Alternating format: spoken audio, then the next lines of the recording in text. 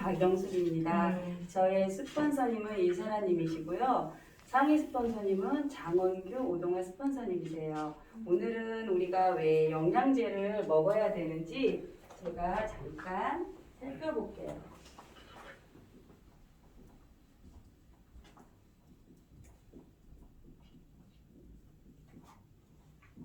먼저 우리 몸의 구조를 저희가 알게 되면 도움이 되겠죠. 우리의 몸은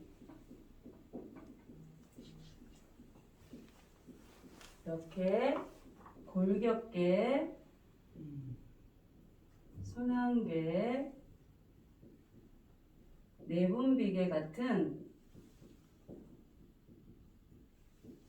11개의 계통으로 이루어져 있어요. 그리고 그 속에는 저희가 간이나 위, 심장 같은 기관으로 이루어져 있고, 그 속에는 조직, 그 속에는 60에서 100조 개의 작은 세포로 이루어져 있어요. 저희가 몸이 안 좋아서 병원에 가면은 조직 검사를 하잖아요. 그러면 그 이유가 그 속에 있는 세포가 건강한지 이상이 있는지 저희가 알아보기 위함이죠. 그래서 저희 세포가 건강하면 조직도 기관도 이렇게 계통도 몸이 건강하다는 것을 알 수가 있는 거예요. 저희가 또 몸이 건강하려면은 첫 번째로는 대사순환이 잘 돼야 되고, 두 번째는 염증 수치가 낮아야 되고, 세 번째는 고함량의 영양소를 세포 속으로 공급을 해주면 돼요. 그러면은 우리가 그 세포들이 어떤 영양소를 필요로 하냐면, 여러분들이 잘 아시는 것처럼 탄수화물, 단백질,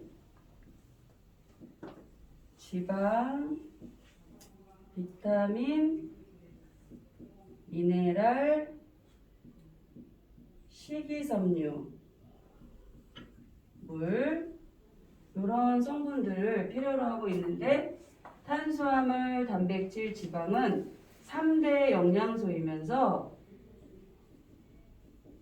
거대 영양소, 대량 영양소라고 불러요. 왜냐하면 크기가 크기 때문에 그렇게 부르거든요. 그래서 탄수화물은 포도당, 단백질은 아미노산, 지방은 지방산으로 잘게 쪼개져야지만 우리 세포 속으로 들어가는 거죠. 그래서 이렇게 잘게 쪼개지는 이런 과정을 저희는 가소분해, 소화 흡수 됐다고 표현을 하는 거예요. 그때 이렇게 잘게 쪼개지는 과정에서 필요한 두 가지가 있는데, 산소하고 효소가 필요해요. 근데 또 이 효소는 조효소의 도움을 받아야 되는 거죠. 근데 이 조효소가 우리가 잘 알고 있는 비타민, 미네랄인 거예요. 예를 들어서 저희가 많은 장작이 있어요. 불을 지피려고 해서 성냥을 바로 붙였더니 불이 바로 안 붙거나 금방 꺼지잖아요. 그래서 그때 저희가 이렇게 이용하는 것이 불쏘시개인데, 이 불쏘시개를 이용하면은 불이 잘 활활 잘 타오르겠죠. 그래서 이 불쏘시개 역할을 하는 것이 조효소, 비타민, 미네랄인 거죠. 우리가 또 이제 쌀로 밥을 해서 밥을 먹었어요. 포도당이 생기잖아요. 그런데 이 포도당이 세포 속으로 들어가야 되는데 잘 들어가지 못하고 떠돌다가 소변으로 나와요. 그러면 저희가 잘 알고 있는 당뇨병이죠. 단백질 같은 경우도 독성이 좀 많기 때문에 좀 치명적이에요. 그리고 우리 뇌는 단백질을 굉장히 좋아하거든요. 그래서 또 흡수되지 못하고 뇌로 간다. 그러면 우리가 알츠하이머 또는 치매, 그리고 독성이 강하기 때문에 암 같은 심각한 병을 유발을 하는 거예요. 지방산도 마찬가지로 흡수되지 못하고 쌓이면 피하지방, 내장지방 등 비만의 원인이 되면서 정말 만병의 근원이 되는 거죠. 그래서 우리가 이렇게 잘 이렇게 조효소를 통해서 우리가 이렇게 분해하는 이런 영양소를 저희가 또 복용을 해야 되는 거예요. 그리고 요즘 우리 현대인들을 보면은 굉장히 질병이 많잖아요. 대사가 잘 이루어지지 않는 대사증후군 또는 만성 퇴행성 질환 또 암이라든지 또 이렇게 아토피 그 다음에 대상포진 등 너무나 많은 질병들이 발생하잖아요. 그 원인에는 몇 가지가 있어요. 첫 번째로는 영양의 불균형, 두 번째로는 스트레스, 세 번째로는 환경적인 요인, 또 네 번째로는 중금속이라든가 미세먼지, 그리고 요즘에 신종 바이러스가 많죠. 코로나처럼 이런 이유들로 이렇게 저희가 생기는데 첫 번째로 영양의 불균형이라고 하면은 요즘에는 좀 다들 생활도 좋아지고 잘 먹고 있는데 영양의 불균형이 이해가 되지 않지만 오히려 너무 잘 먹기 때문에 문제가 되는 거예요. 저희가 대체적으로 보면은 고탄수화물, 고단백질, 고지방 위주의 식사를 하다 보니까 이런 질병들이 생기는 거죠. 그리고 스트레스. 스트레스는 모든 병의 원인인 거를 너무나 잘 알잖아요. 저희가 스트레스를 받게 되면은 활성산소가 많이 생겨요. 이 활성산소가 어떤 거냐면 우리가 정상세포가 있잖아요. 전자를 두 개를 가지고 있어요. 모양이. 산소도 이렇게 전자를 두 개를 가지고 있어요. 근데 산소가 우리 몸속에 들어오면서 전자 하나를 잃으면서 활성산소가 되는 거예요. 근데 얘는 우리가 프리라티칼이라고도 부르는데 성격이 좀 난폭해요. 그래서 자기가 잃어버린 전자를 뺏어다가 안정화를 취하려고 하는 거예요. 그러면 정상세포가 전자를 잃게 되니까 자기는 산화된 세포가 되면서 우리 몸에 염증을 일으키고 질병을 일으키는 거죠. 그러면 뭔가 조치가 필요하겠죠. 그때 필요한 것이 항산화제예요. 저희가 항산화제를 복용하면 얘는 전자가 이렇게 두 개가 되는 것이 아니고 전자가 6개가 되는 거예요. 그래서 산화된 세포에게 전자 주고 활성산소에도 주고 자기 역할을 충분히 하다가 자기가 전자가 없어지면 이런 모양으로 그냥 우리 혈관 속을 떠돌아다녀요. 그런데 우리 몸에 이롭지도 않고 해롭지도 않아요. 그러다가 또 저희가 다른 항산화제를 복용을 하게 되면 얘는 이렇게 전자가 2개가 되는 것이 아니고 다시 6개가 되는 거예요. 그래서 자기가 우리가 이제 항산화제를 하나만 복용하는 게 아니고 간에 좋은 항산화제, 눈에 좋은 항산화제를 같이 이렇게 복용을 하면 20배에서 30배 효과가 상승을 하게 되는 거죠. 그래서 제가 조금 신경이 예민하다, 스트레스를 많이 받는다, 그러면은 항산화제를 조금 더 드시면 돼요. 그리고 이제 환경적인 요인에는 저희가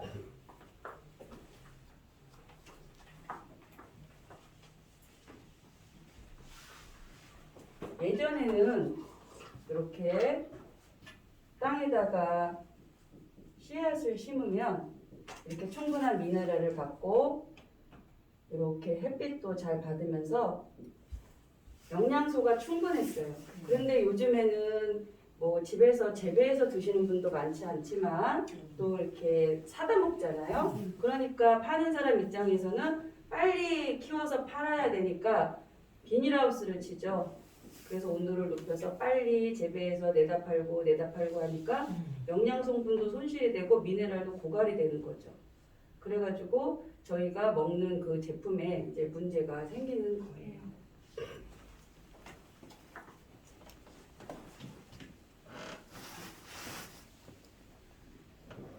그래가지고 예전에 1950년대에는 저희가 이제 사과 하나 정도를 먹었으면은 영양소가 충분했는데 요즘 2000년대에는 26개를 먹어야 되고 그 다음에 토마토 같은 경우에는 50%, 브로콜리 같은 경우는 60%, 그리고 심지어 감자 같은 경우에는 비타민 B군이 거의 100% 손실이 있는 거예요. 그리고 또 저희가 이제 이렇게 또 채취한 이 야채 과일이 또 4시간 이후가 되면 영양소가 다 손실이 되기 때문에 저희가 또 그 시간에 먹는 것도 또 불가능하고, 그래서 미국 하버드 대학에서 연구한 영양학 연구에 보면은 저희가 하루에 커다란 접시, 뷔페 접시로 수북히 5접시를 먹어야 되니까 더더군다나 이제 불가능한 이유가 되는 거예요. 그리고 이제 하버드 대학에서 저희한테 권장하는 식품 피라미드가 있어요. 잠깐 살펴보면은 저희가 매일 운동을 해서 체중 조절을 하고 그 다음에는 이제 신선한 야채, 과일, 그리고 현미길 같은 전곡류를 많이 먹고 그 다음에는 달걀이라든가 두부, 견과류 이렇게 많이 먹고 그 다음에는 저희가 유제품, 그리고 여기에 붉은 고기, 그 다음에 빵이라든가 과자, 단 음료, 저희가 좋아하는 것들은 조금만 먹으라고 해요. 그런데 저희들 식습관을 보면 대체적으로 이렇게 먹고 있잖아요. 다 알고 있으면서 잘 안 돼요. 또 이렇게 먹고 있으면서도 저희한테 비타민 D하고 종합 영양제를 섭취하라고 권장을 하는 거예요. 그러면 우리가 어떤 기준을 가지고 영양제를 선택을 해야 될까요? 그 기준을 보면은 첫째로 영양소가 다양한가, 두 번째로 충분한 영양소를 공급하는가, 세 번째로 효능은 충분한가, 네 번째는 우리 몸에 이용되고 흡수되는 생체 이용률이 있어요. 높은가, 다섯 번째는 안전한가요? 이런 내용을 꼼꼼히 살펴서 저희가 영양제를 선택하라고 전문가들이 알려주고 있는 거예요. 그러면 우리 몸에 필요한 영양소가 있거든요. 그거를 잠깐 알아볼게요. 우리 몸에 14가지 비타민이 있어요. 필요한 성분이 9가지 미네랄하고 14가지 비타민에는 지용성 A, D, E, K가 있고 수용성 베타카로틴하고 C, B군 이렇게 있어요. 지용성은 우리 몸에 배출이 잘 안 되기 때문에 소량만 섭취를 권하고 특히 애 같은 경우는 독성이 있기 때문에 베타카로틴 위주로 섭취를 권장을 해요. 근데 간혹 특이한 체질이 드물게 있는데 베타카로틴이 흡수가 안 되는 체질 있죠. 그런 분들 때문에 비타민 A는 소량만 섭취를 권하고 비타민 E 같은 경우는 합성인지 천연인지 확인을 하고 선택을 하시면 좋고, 비타민 B군 같은 경우는 다 같이 복용을 권장합니다. 하나라도 빠지면 효능이 30% 밑으로 떨어져요. 그래서 같이 복용을 하고 비타민 B12 같은 경우는 소변으로 또 많이 배출이 되기 때문에 4000% 이상의 제품도 있어요. 그만큼 함량이 높아야 된다는 것을 뜻하는 거죠. 그리고 9가지 미네랄에는 칼슘과 마그네슘, 아연, 구리, 셀레늄, 몰리브덴, 크롬, 망간, 요오드가 있어요. 우리가 무릎이 아파서 칼슘만 섭취하면 마그네슘을 뺏어가고 눈이 떨려서 마그네슘만 섭취하면 칼슘을 뺏어가요. 그래서 1대 1의 비율을 확인하셔야 돼요. 예전에는 2대1 비율이었는데 요즘 현대인들은 스트레스를 많이 받기 때문에 1대1 비율을 확인하시고 아연과 구리는 면역을 높이는데 되게 좋은 성분이거든요. 6대1. 셀레늄과 몰리브덴 같은 경우에는 성분이 비싸서 들어있지 않는 영양제가 굉장히 많아요. 특히 셀레늄 같은 경우에는 우리가 이제 암 환자 같은 경우에 완치했을 때 의사 선생님들이 많이 권하고 있고요. 비타민에 1980배의 효능이 있어요. 그리고 몰리브덴 같은 경우는 빈혈 예방, 중금속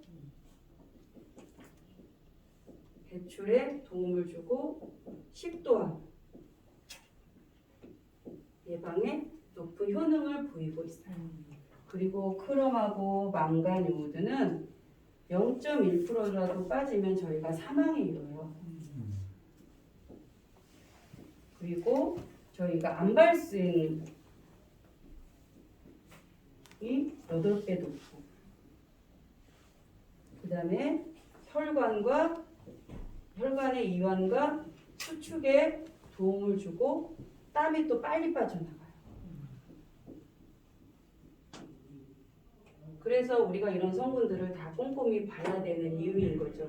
그리고 또 저희가 미네랄이 부족하게 되면은 골다공증, 그 다음에 손이 떨리고, 그 다음에 어지럽고, 근육경련, 그 다음에 갈증, 그 다음에 우울증, 또 신경도 예민해지면서 저희가 또 피로감이 많이 높아지기 때문에 이런 성분들을 다 봐야 되는 거예요. 근데 우리가 이제 그전에는 병원에서 의사 선생님이나 또 뭐 주변 약사님 또 텔레비전에서 누가 광고하고 많이 팔리는 제품의 위주를 저희가 선택을 해서 저 같은 경우에도 그런 게 좋은 건 줄 알았거든요. 그런데 이런 자리를 통해서 제가 따져보니까 너무나 중요하지 않은 성분이 없는 거예요. 그래서 대충 먹으면 또 안 되고 그래서 여러분께 알려드리고 싶어가지고 제가 오늘 여기 준비해봤습니다.